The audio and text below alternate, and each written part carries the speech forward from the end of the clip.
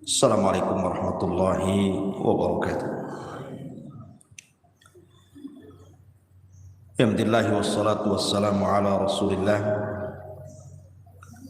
wa ala alihi wa sahbihi wa mawalah wa la hawla wa la quwata illa billahi wa ba'd. Alhamdulillah, di pagi menjelang siang ini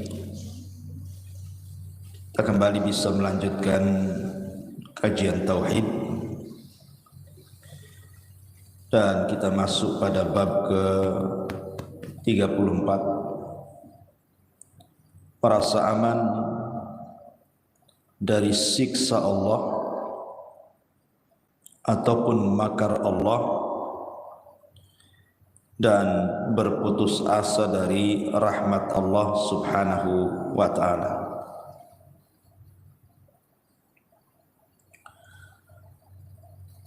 Kemudian pengarang kitab ini mencantumkan beberapa dalil,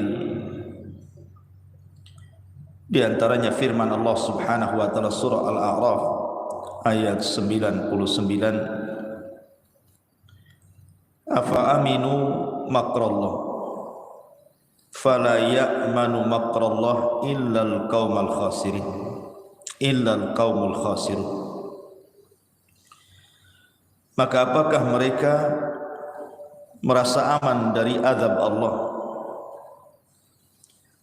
Sesungguhnya tidak ada yang merasa aman dari azab Allah kecuali orang-orang yang rugi.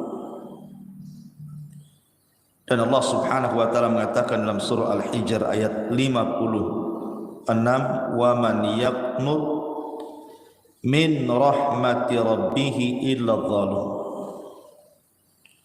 Dan tiada yang berputus asa dari rahmat Rabbnya kecuali orang-orang yang sesat. Kemudian diriwayatkan juga dari Ibnu Abbas radhiyallahu anhuma, ketika ditanya tentang dosa-dosa besar, walaupun sebagian ulama menganggap sanadnya lemah,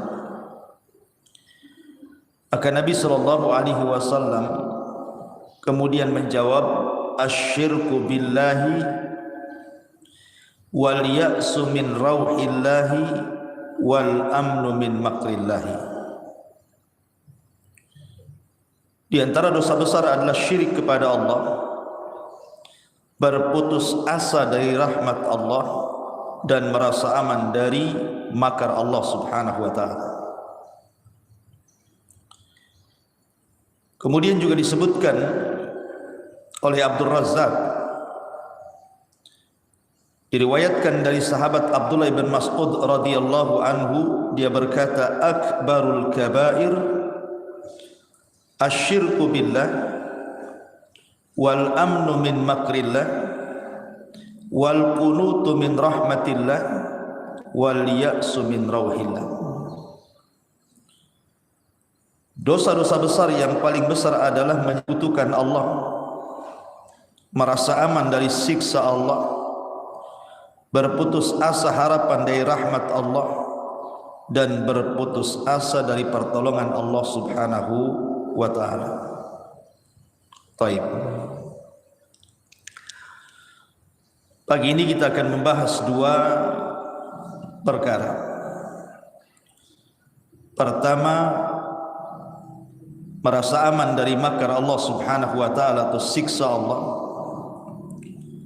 dan kebalikannya berputus asa dari rahmat Allah subhanahu wa ta'ala. Ma'asyiral muslimat yang dimuliakan Allah subhanahu wa ta'ala,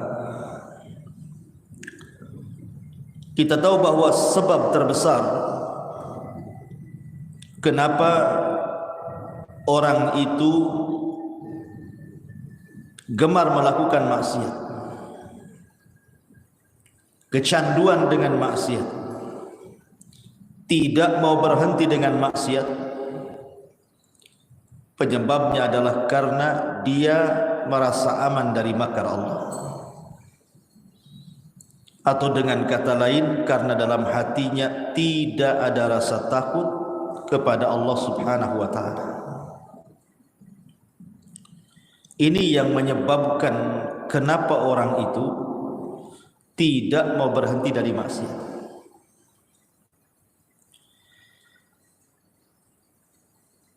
Karena terkadang apabila ada orang yang kemudian ibadahnya kurang, bahkan sama sekali tidak beribadah kepada Allah Subhanahu wa ta'ala, maksiatnya banyak, tetapi kehidupannya secara zahir nampaknya senang saja, sehat-sehat saja, usahanya lancar, ketawa-ketawa saja, dan begitu seterusnya. Sehingga kemudian ada orang yang menjadikan dalil, buktinya si fulan tidak salat, tidak baca Quran, tidak hadir di majlis ta'lim, tidak ada apa-apa, tidak ada musibah yang menimpanya. Akhirnya orang-orang pun mulai mengikuti langkah dan contoh si fulan yang bermaksiat tapi tidak dialah. Lihat perkataan orang-orang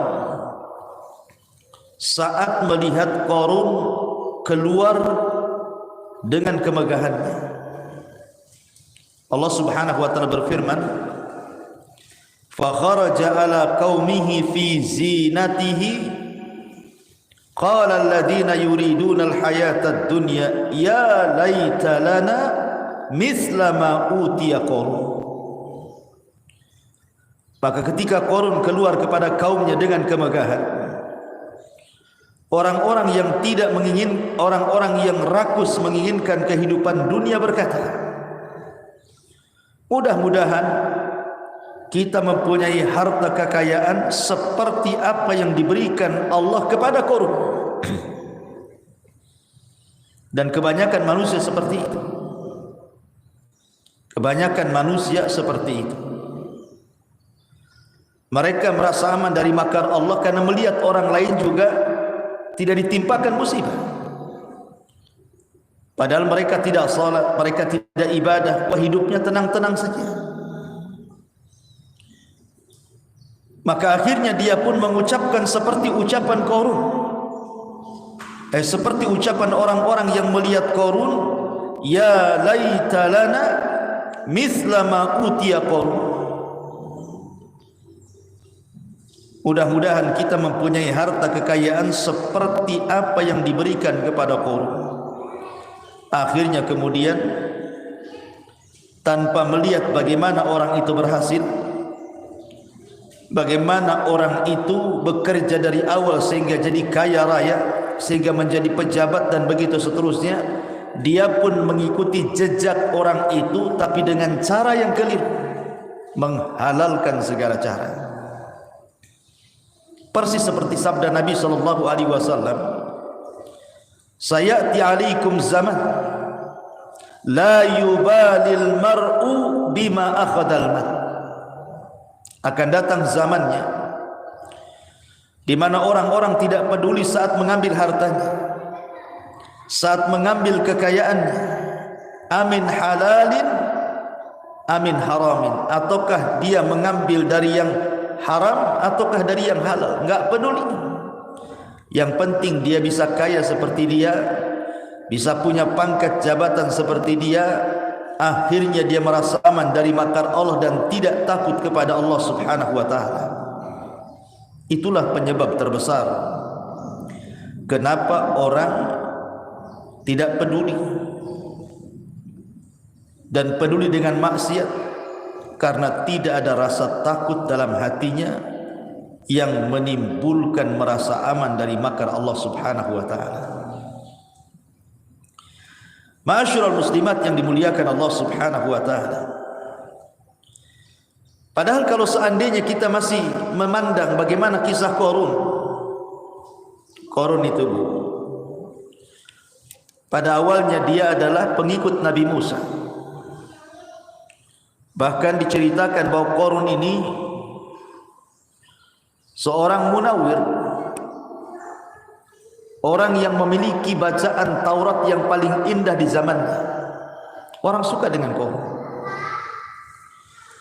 Akhirnya kemudian saat dibukakan kepada Qarun kekayaan yang membentang di hadapannya, sehingga Qarun menjadi kaya raya.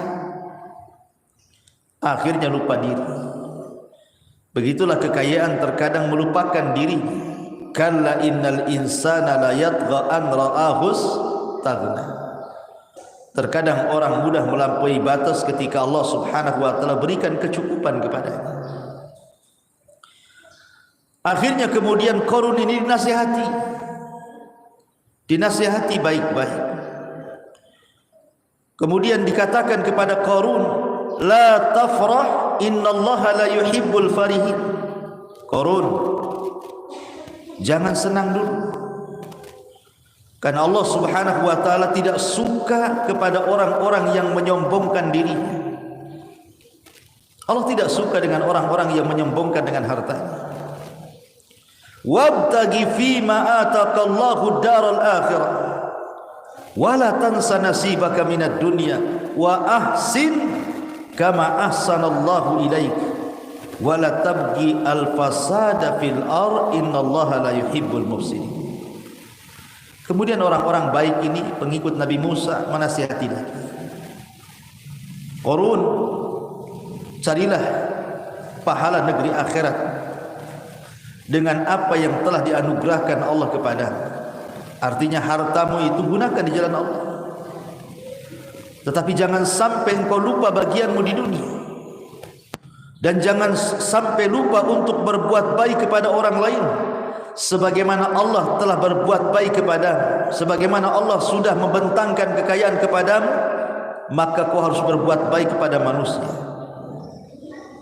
Berikan haknya, hartamu kepada manusia, zakatnya, sedekahnya.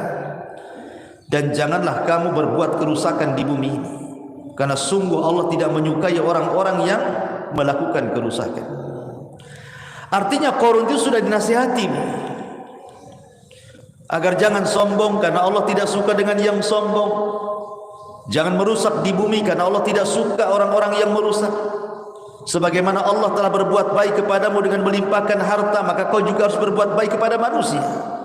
Jadi Qarun ini sudah dinasihati, tetapi mental nasihatnya, dia pun lalai dengan kehidupan dunia. Hartanya menutupi akal dan juga hatinya. Justru dia menjadi orang yang paling membangkang nabinya. Maka apa yang terjadi ketika Qarun merasa aman dari makar Allah, tidak takut kepada Allah, maka Allah Subhanahu wa taala firmankan, fa khassafna bihi wa bidarihi al-ardha fama kana lahu min fi'atin yansurunahu min dunillah wa ma kana minal muntasirin. Maka kami benamkan si Qarun beserta rumahnya, beserta harta-hartanya ke dalam perut bumi, maka tidak ada baginya satu golongan pun yang akan menolongnya selain Allah, dan tidak termasuk orang-orang yang dapat membela dirinya di hadapan Allah. Lihat, orang-orang yang merasa aman dari makar Allah, akhirnya Allah Subhanahu wa taala timpakan kepada Qarun azab yang sangat pedih, ditenggelamkan dirinya dan seluruh harta-hartanya. Ma'asyiral muslimat yang dimuliakan Allah Subhanahu wa taala, Uqbah ibn Amir radhiyallahu an mendengar hadis dari Nabi sallallahu alaihi wasallam. Kata Nabi sallallahu alaihi wasallam, "Idza ra'aitallaha yu'til 'abda minad dunya 'alal ma'asihi ma yuhibbu fa innama huwa istidrajuh." Perhatikan di sini. Apabila engkau melihat Allah memberikan kepada hambanya banyak dunia, padahal dia ahli maksiat. Kan begitu Bu ya, di masyarakat itu kadang ibu melihat tetangga ibu nggak sholat tetapi kaya, nggak sholat tapi sehat, nggak sholat tapi bisnisnya lancar, nggak sholat tetapi hidupnya nampaknya senang-senang. Apa kata Nabi SAW, kalau engkau melihat Allah memberikan sesuatu kepada hambanya dari dunia, padahal dia di atas kemaksiatan kepada Allah Subhanahu wa ta'ala, bahkan dia cinta dengan maksiat itu, kata Nabi SAW, fa innama huwa istidraj, itu hanya istidraj saja Bu. Apa istidraj itu Bu? Istidraj itu artinya Allah sengaja membiarkan, dibiarkannya dia sampai pada waktunya Allah kirim azabnya. Makanya kemudian Rasul Nabi SAW membacakan sebuah ayat kepada kita semuanya setelah mengatakan seperti itu, falamma nasu ma dzukkiru bih fatahna alaihim abwaaba kulli syai'in hatta idza farihu bima utu akhadnahum baghtatan fa idza hum mublisun. Maka ketika mereka melupakan peringatan yang telah diberikan kepada mereka, kami pun membukakan semua pintu kesenangan untuk mereka. Ketika mereka melupakan peringatan yang telah diberikan kepada mereka, kata Allah, kami pun membukakan semua pintu kesenangan untuk mereka. Mereka tidak salat, mereka maksiat, tapi mereka senang dengan dunia, dibukakan dunia lebar-lebar kepadanya. Tetapi apa yang terjadi? Sehingga ketika mereka bergembira dengan apa yang telah diberikan kepada mereka dari Allah, akhadnahum baghtatan fa idahum mublisun, maka siksa mereka Allah atau kami siksa mereka secara tiba-tiba, maka ketika itu mereka terdiam berputus asa. Begitulah Allah Subhanahu wa ta'ala terkadang membiarkan orang itu di atas kesenangan dulu, di atas kesenangan dulu, setelah kemudian merasa senang, merasa sombong, merasa tidak takut, merasa kemudian aman dari makar Allah Subhanahu wa ta'ala, maka Allah Subhanahu wa ta'ala akan mengirim azabnya sekonyong-konyong. Baru tahu kalau Allah Subhanahu wa ta'ala ala kulli syai'in qadir, atas segala sesuatu maha mampu. Perhatikan sebuah kisah yang disebutkan oleh Allah dalam surah Al-Qalam. Ini menunjukkan bahayanya merasa aman dari makar Allah. Allah Subhanahu wa ta'ala berfirman, inna balawnahu kama balawna ashabal jannati idh aqsamu la yaslimunnaha musbihin wa la yastathnun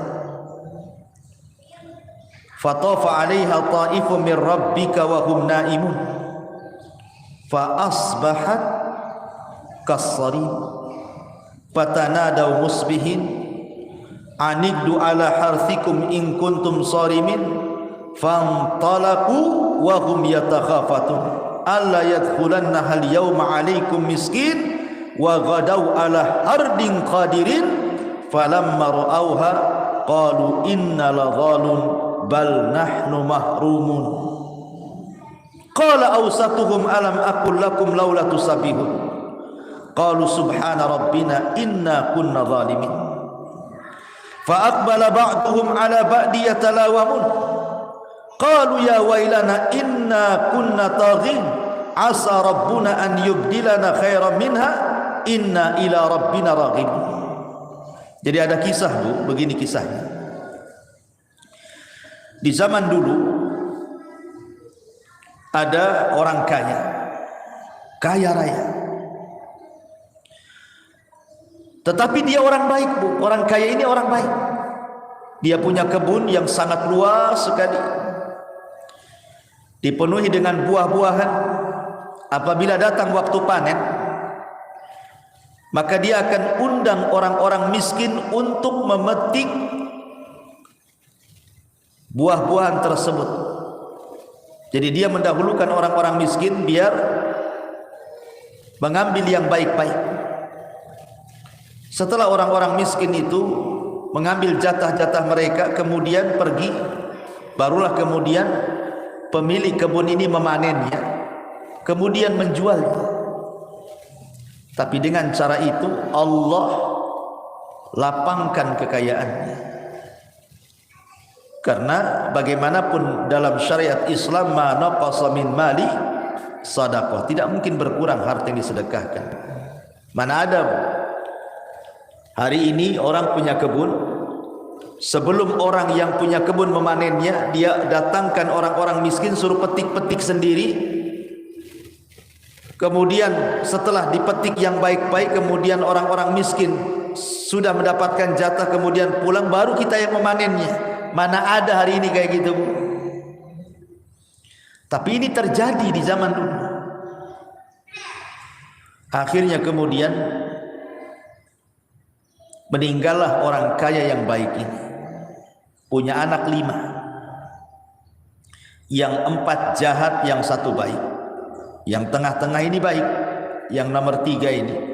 Yang nomor 1, nomor 2 jahat. Yang nomor 3 baik, nomor 4, nomor 5 jahat. Jadi akhirnya kemudian yang 4 anaknya ini mengatakan, bapak kami ini bodoh. Ngapain orang-orang miskin itu dikasih jatah?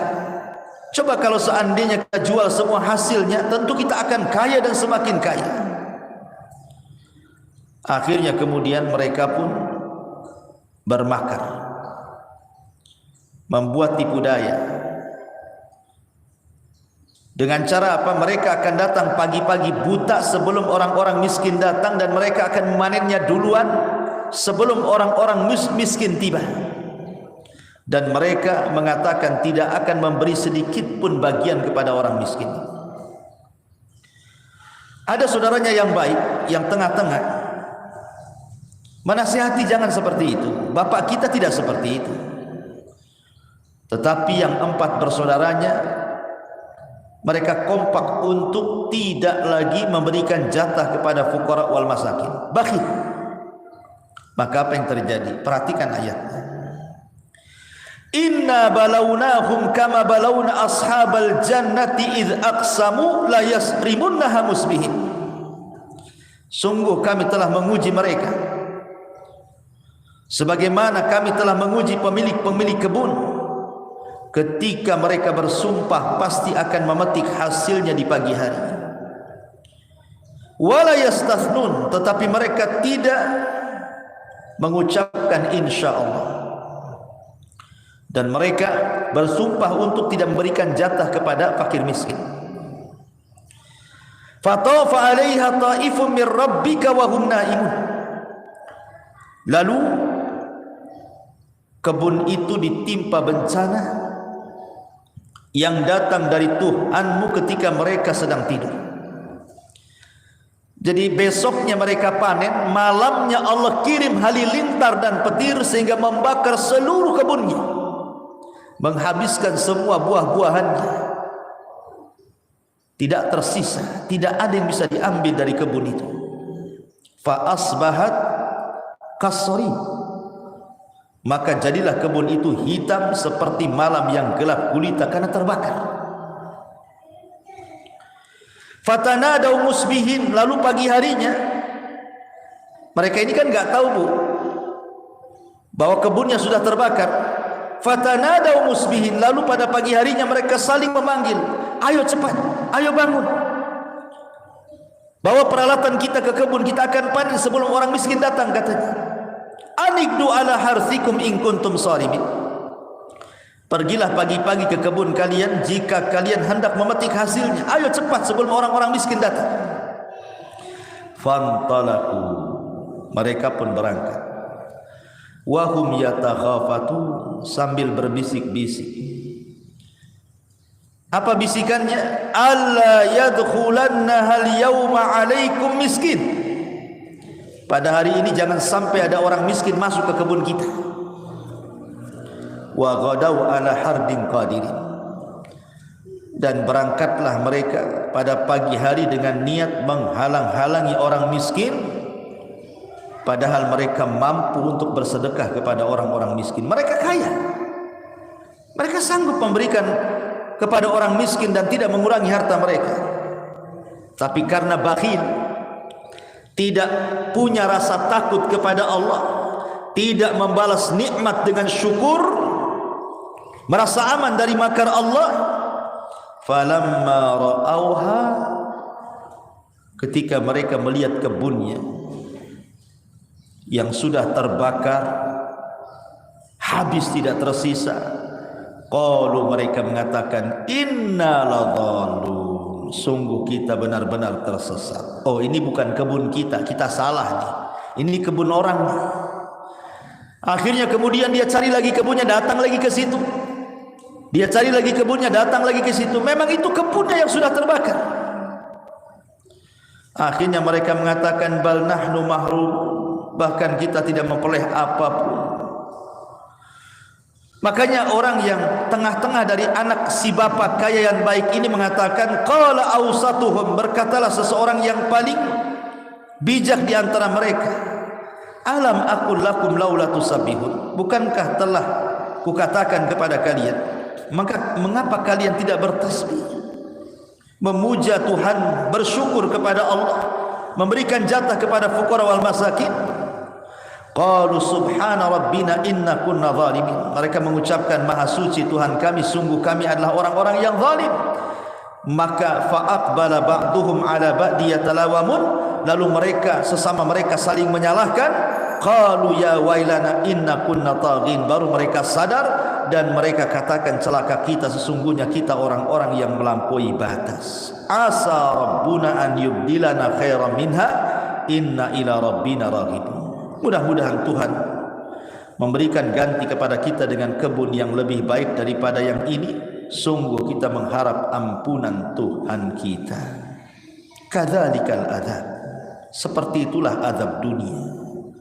Wala adzabul akhirati akbar, dan azab akhirat jauh lebih besar.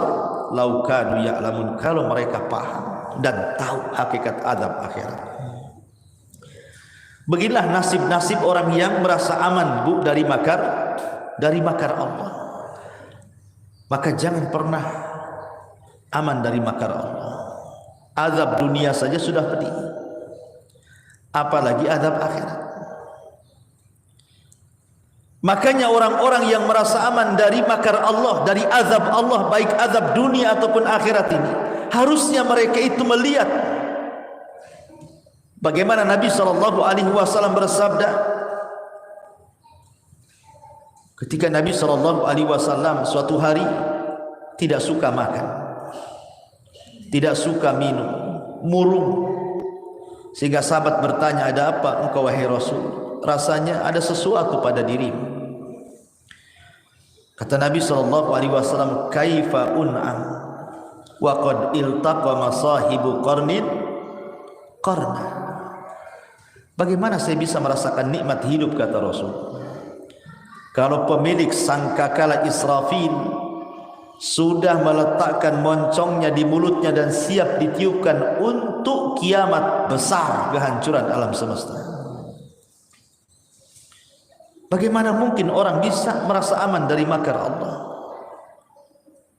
Bahwa di sana ada kiamat, di sana ada azab kubur, di sana ada hari kebangkitan, di sana ada hari matahari didekatkan di atas kepala, di sana ada hari di mana keringat dicucurkan, di sana ada hari di mana timbangan-timbangan akan dibentangkan, catatan-catatan akan diterbangkan, kemudian jembatan akan dibentangkan di neraka jahanam. Kenapa kita tidak takut dengan makar Allah? Ma'asyiral muslimat yang dimuliakan Allah Subhanahu wa taala. Maka bahaya orang yang merasa aman dari makar Allah Subhanahu wa taala. Karena begini Bu, di dunia saja kita bisa melihat rata-rata musibah yang ditimpakan Allah, baik banjir, tsunami, gempa, angin puting beliung, dan macam-macam yang kita saksikan di negara kita atau di negara orang. Itu rata-rata kalau musibah itu datang Bu, itu rata-rata di waktu ketika manusia sedang tidur, sedang lalai. Rata-rata musibah itu datang di saat manusia sedang bermain-main, tidak sadar kalau musibah akan datang. Kan begitu Bu, lihat. Kenapa banyak orang mati saat gempa? Karena orang itu tidak tahu akan ada gempa. Kenapa banyak orang mati saat tsunami? Karena orang itu tidak tahu saat tsunami, bahwa tsunami akan datang, bahwa angin puting beliung akan datang, bahwa banjir akan datang. Kalau orang sudah tahu kan pasti menyelamatkan diri Bu, nggak ada orang yang mati kan.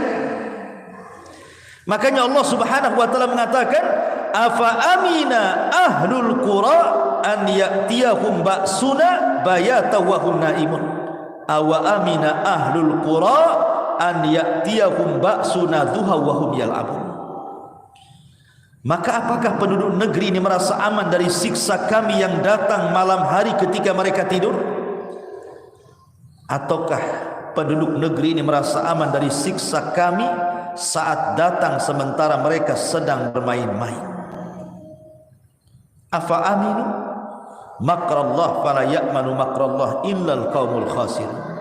Atau apakah mereka merasa aman dari siksa Allah yang datang tidak terduga? Tidak ada yang merasa aman dari siksa Allah kecuali orang-orang rugi. Terkadang ada orang yang mati saat terjadi musibah itu tidak sempat bertobat Bu, tidak sempat dia sholat. Dia tidak pernah sholat tapi ngaku Islam.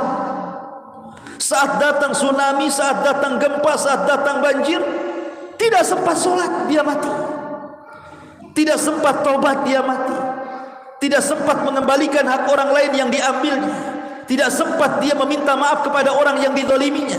Tidak sempat dia memperbaiki dirinya, mengeluarkan hak hartanya dari sedekah dan zakatnya. Tidak sempat apa-apa.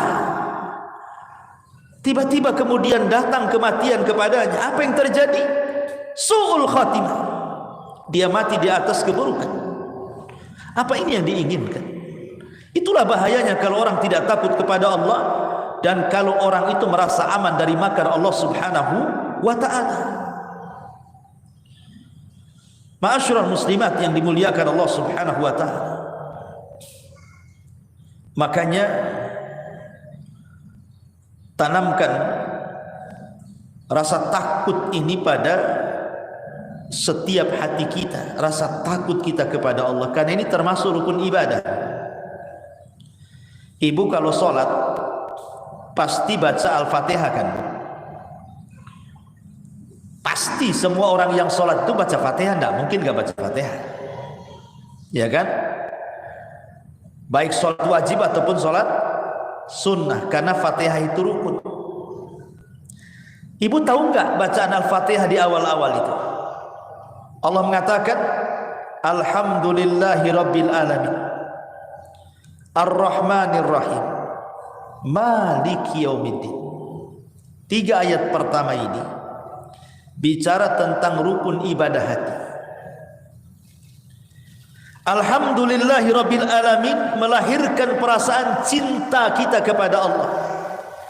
Karena tidaklah Allah dipuji oleh kita kecuali karena kita cinta dengan Allah, makanya kita puji Allah. Karena orang yang membenci tidak mungkin memuji. Lahirlah cinta. Ar-Rahmanir Rahim. Allah Maha Penyayang lagi Maha Pengasih. Dari Ar-Rahman dan Rahim lahirlah sifat rahmat. Dari sifat rahmat ini lahirlah roja, harapan. Karena Allah itu Rahim, ada harapan kita kepada Allah Azza wa Jalla, meminta apa yang ada di sisi Allah Subhanahu wa Ta'ala, karena Allah Rahim. Kemudian Maliki Yaumiddin, disinilah ada pelajaran takut. Kita harus takut kepada Allah. Kenapa? Karena Allah itu Maliki Yaumiddin. Dia adalah raja di hari kebangkitan. Ketika alam semesta dihancur-hancurkan selama 40, apakah 40 hari, 40 bulan, 40 tahun, wallahu a'lam. Tapi jarak tiupan sangkakala pertama ke kedua itu 40 jaraknya. Allah hancurkan semuanya. Allah tumpahkan lautan ke daratan. Allah jatuhkan bintang dan alam semesta yang ada di langit. Bahkan Allah gulung langit, Allah gempakan bumi, Allah terbangkan gunung, Allah binasakan manusia, jin dan juga para malaikat. Ketika tidak ada makhluk kecuali yang Allah kecualikan, Allah mengatakan apa? Limanil mulkul yaum. Limanil mulkul yaum. Tahukah kamu kerajaan ini milik siapa, kata Allah? Tidak ada yang menjawab karena tidak ada makhluk. Sudah binasa semuanya.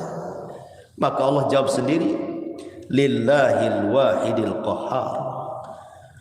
Kerajaan ini milik yang satu dan maha perkasa. Dialah Allah, Maliki Yaumiddin. Lahir perasaan takut. Takut kepada Allah Subhanahu wa Ta'ala. Karena takut ini adalah ibadah hati. Artinya harapan dan takut ini tidak boleh dihilangkan. Karena itu sama dengan kedua sayap burung, dan kepalanya adalah al-hub, perasaan cinta kepada Allah Subhanahu wa Ta'ala. Ini penggalan yang pertama dari mu'alif rahimahullahu ta'ala, merasa aman dari siksa Allah. Penggalan yang kedua, jangan berputus asa dari rahmat Allah. Dan ini kebalikannya. Kalau merasa aman dari makar Allah,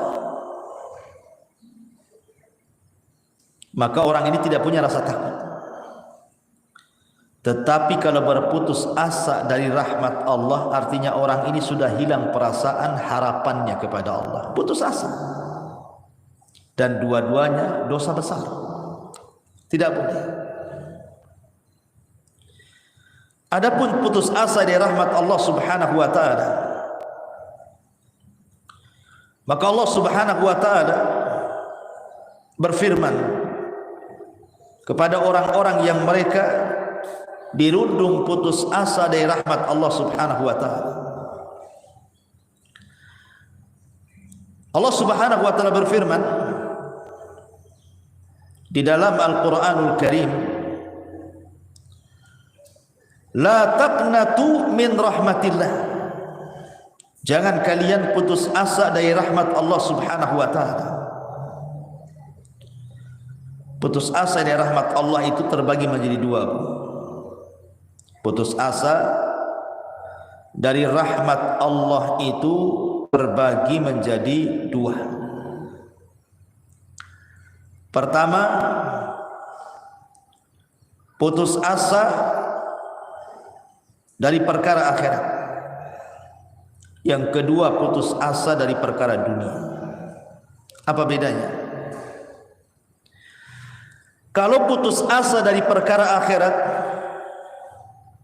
dia merasa bahwa dosa yang sudah dilakukannya tidak akan diampuni oleh Allah Subhanahu wa Ta'ala, sehingga dia putus asa. Kan ada orang-orang itu yang banyak melakukan dosa, bukan? Akhirnya stres. Gimana caranya saya mati? Apakah saya bisa masuk surga atau tidak? Bagaimana nanti di kuburan? Bagaimana ini dan itu? Ketakutan dia. Akhirnya bertobat pun tidak, yang ada stres. Itu putus asa dari akhirat namanya. Dia tidak paham bahwa Allah itu Ghafurur Rahim. Allah itu Maha Pengampun dan Maha Penyayang bagi hamba-hambanya. Kita lihat satu kisah, Bu. Ketika Nabi Musa alaihi salatu wasalam duel dengan tukang-tukang sihir Fir'aun, akhirnya kemudian Musa berhasil mengalahkan tukang-tukang sihir Fir'aun itu. Itu bukan tukang sihir biasa, Bu. Itu tukang sihir pilihan. Dari semua tukang sihir yang ada di seleksi. Jadi tukang-tukang sihir yang melawan Nabi Musa itu bukan kaleng-kaleng, bukan tukang sihir rendahan, tidak. Itu sudah pilihan Fir'aun itu. Yang sakti-saktinya itu yang dipilih itu. Kemudian mereka pun duel dengan Nabi Musa. Mereka tidak sadar siapa yang dihadapi Musa. Kalimullah, ulul azmi, Nabi, Rasul, punya mukjizat. Ketika mereka melemparkan tali-talinya sehingga dihayalkan seolah ular yang menyerang Nabi Musa, maka Allah perintahkan Musa untuk melempar tongkatnya, tiba-tiba jadi ular beneran, bukan hayalan. Kalau mereka kan ular hayalan, kalau Nabi Musa ular beneran, besar lagi, kadang membesar, kadang mengecil, memakan tambang-tambang itu. Berkomat kamitlah dukun-dukun Fir'aun itu, tetap saja tidak bisa merubah ular Nabi Musa, karena itu bukan hayalan, itu beneran. Itu mukjizat dari Allah. Ketakutan akhirnya. Karena ketakutan, menyerahlah tukang-tukang sihir Fir'aun itu, tiba-tiba bertobat. Kemudian sujud kepada Allah Azza wa Jalla. Ketika kemudian mereka tukang-tukang sihir itu sujud kepada Allah, mengikuti agamanya Nabi Musa, Fir'aun marah. Kemudian Fir'aun mengatakan, amantum qabla an adzananakum. Berani-beraninya kalian beriman kepada Musa sebelum aku izinkan. Subhanallah, beriman saja harus izin si Fir'aun. Akhirnya Fir'aun pun mengatakan, kalau begitu kubunuh kalian semua, kalau kalian tidak murtad kembali. Akhirnya Allah takdirkan tukang-tukang sihir yang tobat ini istiqomah pula dia, tidak mau murtad. Akhirnya Fir'aun membunuh semua tukang-tukang sihir itu. Abdullah ibn Abbas radhiyallahu anhu mengatakan, lihat tukang-tukang sihir itu. Di pagi hari mereka saharatun fajar, menjadi tukang sihir yang jahat. Tapi di sore hari syuhadaun barar, tukang-tukang sihir itu menjadi para syuhada, orang yang mati syahid dan mati di atas kebaikan. Dan Allah masukkan mereka ke dalam surga. Yang ingin saya katakan, tukang-tukang sihir Fir'aun itu tidak pernah sujud kecuali satu kali. Tidak pernah beribadah kecuali hanya satu kali sujud saja itu, seumur hidupnya. Mereka bergelimang dengan kesyirikan, menyembah berhala, menyembah Fir'aun. Mereka tidak punya kebaikan sama sekali. Mereka hanya sujud satu kali, habis itu dibantai oleh Fir'aun. Kata Abdullah ibn Abbas radhiyallahu anhuma, lihat tukang-tukang sihir Fir'aun itu. Di pagi hari mereka tukang sihir yang jahat, tapi di sore hari mereka menjadi para syuhada yang baik. Apa maknanya? Tukang sihir ini tidak punya kebaikan, tapi ketika tobat dan sujud satu kali, cukup bagi Allah untuk menyayangi tukang sihir ini dan masukkan ke dalam surga.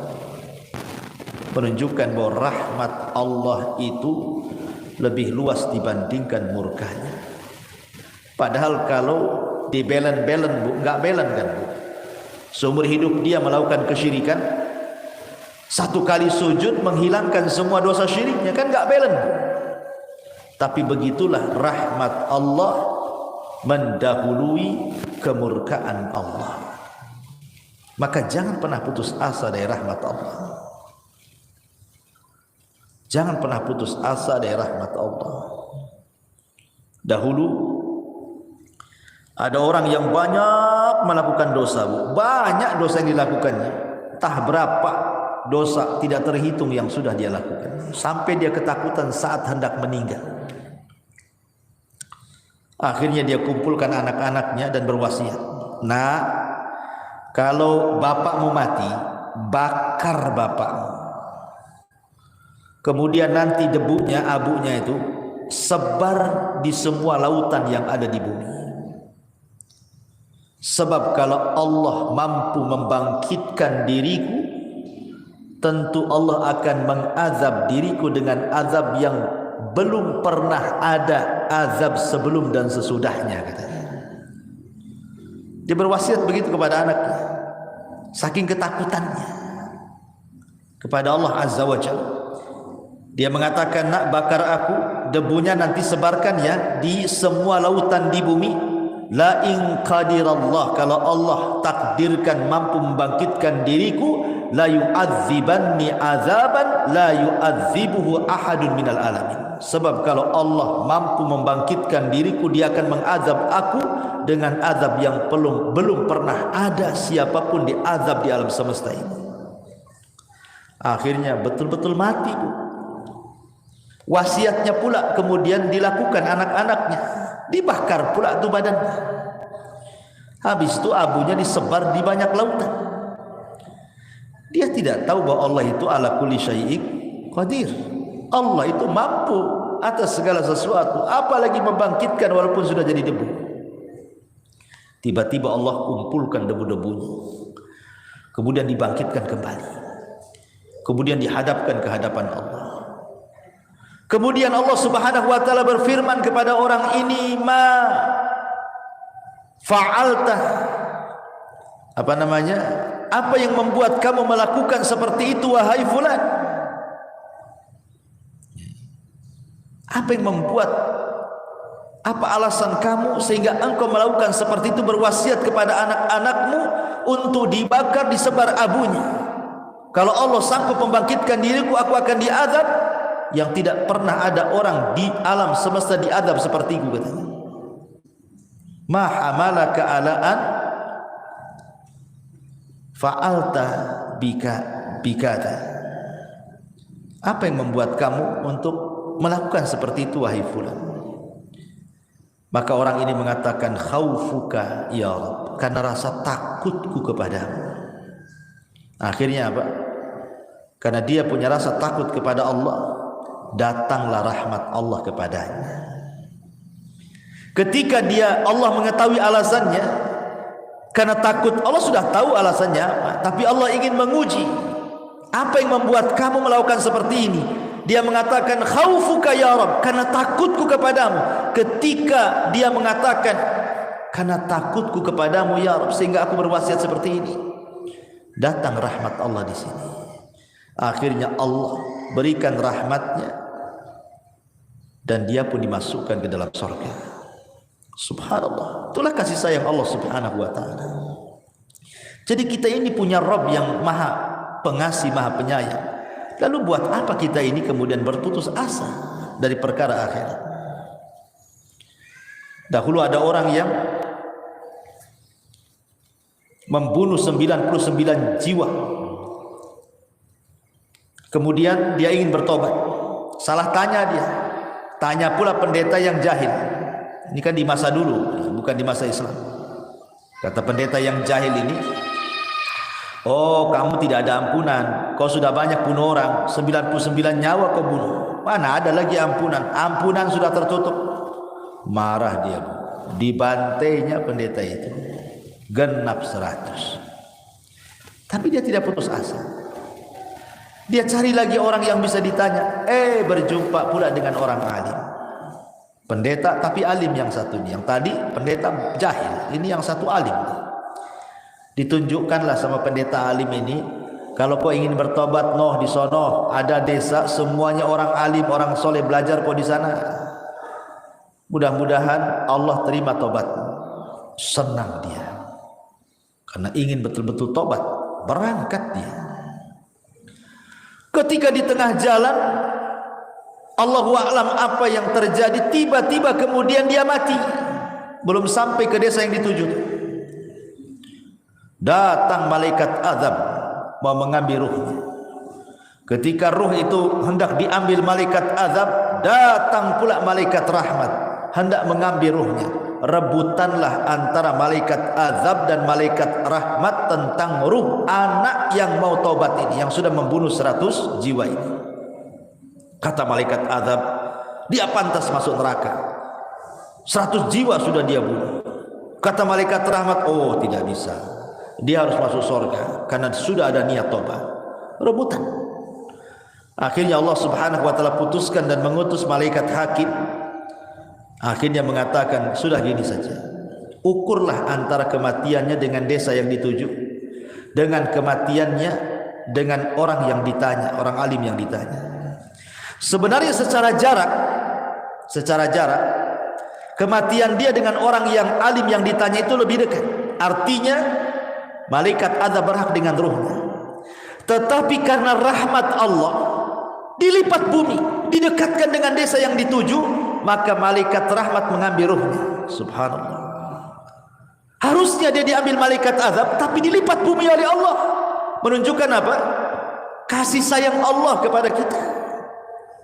Sebesar apapun dosa yang dilakukan manusia, kalau dia betul-betul datang kepada Allah ingin bertobat, Allah ampuni. Dosa sebesar syirik sekalipun kalau kita bertobat, Allah ampuni.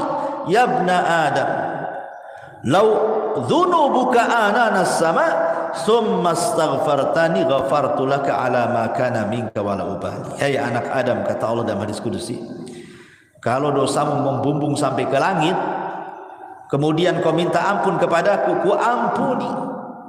Jadi jangan putus asa dari rahmat Allah tentang perkara akhirat. Yang kedua, ada orang-orang yang putus asa itu dari urusan dunia. Contoh umpamanya kekurangan ekonomi. Kan banyak Bu, saya pernah melihat di YouTube berita gitu ya. Ada seorang ibu meracuni berapa, 2 atau 3 anaknya. Jadi anaknya suruh minum racun, mati semua, termasuk anak bayinya itu suruh minum racun. Habis itu dia sendiri minum racun, mati semua. Dia dan 3 anaknya, termasuk anak bayinya, diajak mati bareng-bareng. Kemudian dia nulis surat. Isi suratnya itu ditujukan kepada suaminya. Kemudian isi surat itu intinya adalah mereka sudah tidak sanggup lagi hidup karena harus menanggung 3 anaknya. Dia tidak sanggup hidup karena tidak sanggup menanggung anak-anaknya, mencari nafkah untuk cari makan anak-anaknya. Akhirnya putus asa mengakhiri hidupnya. Lihat, dan berita seperti ini bukan 1-2 kali berita, tapi selalu ada berita yang semakna dan semisal berita ini. Orang-orang yang bunuh diri karena putus asa. Masalah ekonomi, masalah dunia. Dia tidak yakin bahwa Allah itu Rahim. Allah yang mengatakan dalam Al-Quran, nahnu narzukukum wa iyahum. Aku loh yang memberikan rizki kepada kalian dan anak-anak kalian. Kita ini hanya berusaha saja melangkah cari. Nanti Allah tunjukkan semua ada rizkinya. Wa ma min dabatin fil ardi illa 'ala Allah rizquha. Tidak ada binatang yang melata kecuali ada rizkinya. Dan Allah tidak mewafatkan seorang hamba kecuali Allah sempurnakan rizkinya. Dan malaikat pembawa rizki utusan Allah tidak mungkin salah alamat saat memberikan rizkinya. Putus asa, ya, putus asa dari rahmat Allah. Ma'asyiral muslimat yang dimuliakan Allah subhanahu wa ta'ala, maka jangan pernah putus asa dari rahmat Allah hanya karena kefakiran. Atau ada juga berita kan, orang sakit parah. Ya kalau saya nggak salah itu kasusnya, lupa saya. Tapi intinya orang ini sudah sakit bertahun-tahun. Mungkin sudah merasa merepotkan anak-anaknya, merepotkan saudaranya, dan dia pun sudah menahun sakitnya, tidak sabar dengan sakitnya. Akhirnya mengakhiri hidupnya. Dia tidak sabar dengan penyakitnya. Akhirnya bunuh diri dia, mengakhiri hidupnya. Karena tidak sabar dengan penyakitnya. putus asa dari rahmat Allah Subhanahu wa taala. Nah, ini juga ada tuh kejadian-kejadian seperti ini. Orang-orang putus asa karena tidak tahan menahan penyakit. Padahal kalau dia tahu bahwa di balik penyakit itu ada sabar, dan di balik sabar itu ada sorga, dan di balik sabar itu menggugurkan dosa-dosanya, tentu dia akan berusaha untuk sabar. Dan Allah akan berikan terbaik kepadanya. Tapi banyak orang yang putus asa dengan rahmat Allah sehingga dia tidak bersabar, akhirnya mengakhiri hidupnya. Ma'asyiral muslimat yang dimuliakan Allah Subhanahu wa taala. Ataupun dia tidak sabar dan putus asa ketika dia berdoa kepada Allah, tapi kok tidak kunjung diijabah gitu ya. Usahanya gulung tikar terus. Kemudian buka usaha ini gulung tikar lagi. Buka usaha itu gulung tikar lagi. Akhirnya putus asa, jadilah dia penjahat. Kalau gitu saya maling saja. Jadi copet aja lah enak. Yang halal aja susah dicari, apalagi yang haram kata. Kan ada orang putus asa, ketika dia putus asa cari yang halal, lari ke yang haram. Makanya dahulu kan pernah saya ceritakan di zaman Ali radhiyallahu anhu itu, ada pengemis datang ke rumah Ali minta sesuatu. Kata Ali, tunggu, saya punya uang 4 dirham, dicari-cari lupa dia naruh. Akhirnya pengemisnya putus asa untuk menunggu, nyuri pula pelananya kudanya Ali, pulang dia. Ketika sudah ketemu uangnya, dicari-cari pengemis itu, manalah pengemis tadi itu, rupanya sudah pergi. Datang pembantunya Ali, pelana kudanya dicuri gitu. Kata Ali, ya sudahlah, ini ada uang 4 dinar, 4 dirham, kau belilah pelana baru. Akhirnya pembantunya Ali ini pergi ke pasar, cari pelana, dapat pula pelana. Harganya sama juga 4.000 dirham. Ketika Ali melihat, lah ini kan pelana kita katanya. Kau dapat dari mana? Dari pasar wahai Ali. Bagaimana sifat-sifat penjualnya? Begini-begini. Allahu Akbar, itu kan pengemis tadi katanya. Coba kalau dia mau bersabar, dia mendapatkan 4.000 ini dengan cara halal, tapi karena tidak sabar, putus asa, dia pun dapat dengan cara haram. Lihat. Jadi ada orang-orang yang putus asa seperti ini kan. Bahkan ada yang putus asa itu sampai kafir, Bu. Sampai berani dia menggantikan iman dengan kekafiran dong. Ya. Ketika dia nikah dengan orang bule, dengan orang barat, dengan orang seberang gitu kan. Kita perempuannya muslimah, laki-lakinya kafir, non muslim. Tidak sabar dia dengan mempertahankan agamanya, karena tergiur dengan dunia yang ditawarkan suaminya yang kafir itu. Bisa dia pindah agama, Bu. Masya Allah gitu ya. Hanya gara-gara rumah suka jadi, dia bisa tuh melepas Islamnya jadi kafir. Dia tidak tahu bahwa istana di sorga itu tidak ada bandingannya. Jangankan istana, sisir sorga saja lebih baik dibandingkan dunia dan isinya. Bisa dia menukar agamanya karena putus asa, kufur nikmat jadinya. Maka jangan sampai kita ini putus asa dari rahmat Allah Subhanahu wa taala. Lihat para nabi mengajarkan kepada kita untuk tidak putus asa dari rahmat Allah. Nabi Allah Zakaria sudah tua, istrinya sudah tua dan juga mandul. Dia tetap saja berdoa kepada Allah ingin dapat anak. Akhirnya Allah karuniai Yahya ibn Zakaria. Ibrahim sudah tua, istrinya Sarah juga sudah tua, bahkan dikatakan mandul. Tapi Ibrahim tidak berhenti berdoa, terus berdoa. Akhirnya kemudian datang 3 malaikat menghabarkan, fabasyaruhu bigulamin halim. Maka mereka menghabarkan kepada Ibrahim akan lahirnya anak muda yang berakhlak, yang cerdas, Ishak ibn Ibrahim. Jadi para nabi mengajarkan kepada kita untuk tidak putus asa dari rahmat Allah Subhanahu wa taala.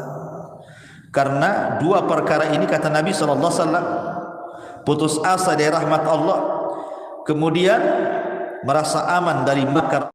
Ajarkan kepada kita untuk tidak putus asa dari rahmat Allah Subhanahu wa taala.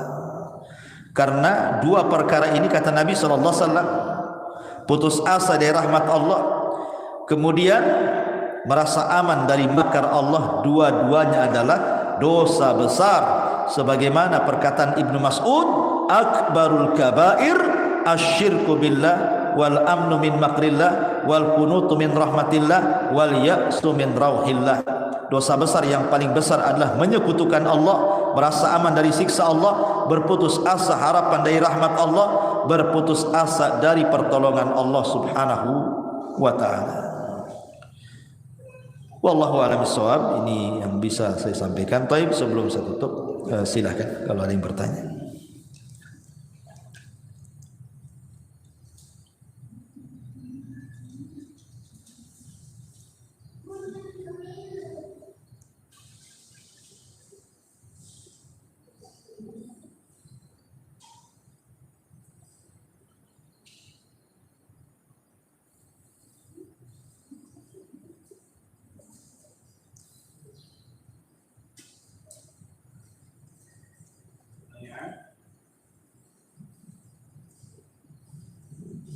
Ya, kalau enggak ada, alhamdulillah. Subhanaka wa bihamdika, asyhadu an la ilaha illa anta astaghfiruka wa atubu ilaik. Allahu ta'ala. Assalamualaikum warahmatullahi wabarakatuh.